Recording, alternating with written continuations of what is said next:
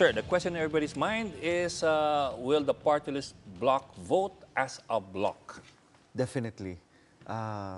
From all the indications, no, the party list numbering about 54, but will most probably vote as one big block in this 18th Congress. No?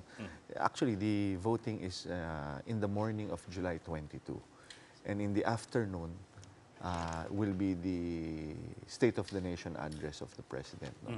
So, we have to vote in the morning para may katabi na si Presidente doon. Oh, yeah.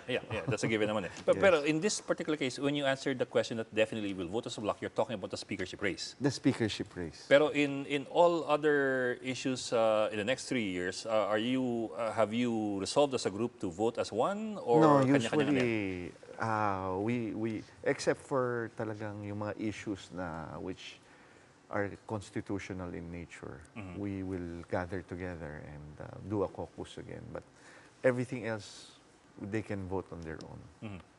But typically political parties, they vote as a bloc, and if there are those who disagree with the voting or the votation, minsan may sanctions yung mga yan. In this particular case, is there any agreement by the bloc na if there is a decision to stand as a group, may sanctions against people who vote Wala against naman it? sanctions, no, because that's still, we respect all decisions. No?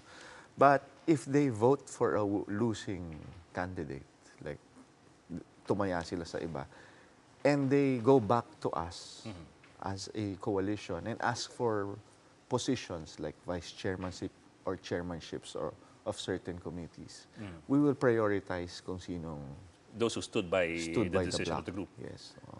Because dito sa Congress, especially sa 18th Congress, much of the positions will be decided by the coalition of political parties and the party list. So, dyan lang naman magre-revolve yan eh. What you're saying is that there will be some sort of disciplining measures involved. Definitely. Merong party discipline. In all parties, may party discipline naman yan. You almost talk like it's a party. It is almost a party. Yes. Ang kaibahan lang is, yun nga, dito, it is multisectoral. So, sa others are district dito, they have to fight for the advocacies of yung personal advocacies nila. Clearly, in July last year, just before the SONA, you as a group flexed your muscles, and you showed yourself as a group to be a force to reckon with. Yes. How was that shown again this year with this Congress? Now there's a race for the speakership. Are the speakers, the potential speakers, going to you and asking for your support, or was it like before na kayo pinapatawag? Well, ang ginawa ko as the coalition leader, ang ginawa ko ay yung mga first termer, yung kapapanalo pa lang, no. Medyo I called them for a caucus, and then nung nakumpleto na kami, in-invite na namin yung mga speaker aspirants, no, dito sa Marco Polo last week. Ang mga speaker aspirants was na-invite namin was si Lord, I just saw Lord Alan Lord Velasco Alan and now Velasco. Lauren Legarda. And then we invited Martin Romualdez, and then we invited Alan Peter Cayetano. No? And then next week, we will invite also Pantaleon Alvarez, Lauren Legarda, and Dong Gonzales. Wait, you mean pinatawag ninyo sila? Hindi naman pinatawag, we invited. Oh, that sounds the same to me. we invited. No, I make that a point kasi my understanding, at least of the complaints of previous party list congressmen, were that the party list congressmen before were being treated like second-class citizens, na parang, papatawag kayo, pagsasabihan kayo kung anong gagawin ninyo, and now it looks like the other way around. Yes, before kasi 16th and 17th Congress, yung party list is fragmented. Tama ka, fragmented because of their sectoral. And then, ang ginagawa ng ibang political parties, dinadagdag sa kanila. No? Kunyari, NP, NPC, or NUP, sasabihin, we have this district, 50 district, and then we have 10 party list. So parang binabundle together. And then hihingi ng parang mga package deal. hihingi ng magagandang position. So pamparami kumbaga. But sa kanila rin, sa mga political parties, sad to say, yung order of giving positions, priorities, is nasa dulo yung party list. So ngayon, sabi ko, kung ganyan din kayo, hindi na natin kailangan mag-coalition. That's why kailangan natin coalition for us also to have a slice of the pie. Ang pie na naman sinasabi is because they have their own constituents. No? The party list has 30 million constituencies. And every year, kailangan nababalikan namin 61 party list members. 30 million yung constituencies. Mas marami pa kami kesa sa district.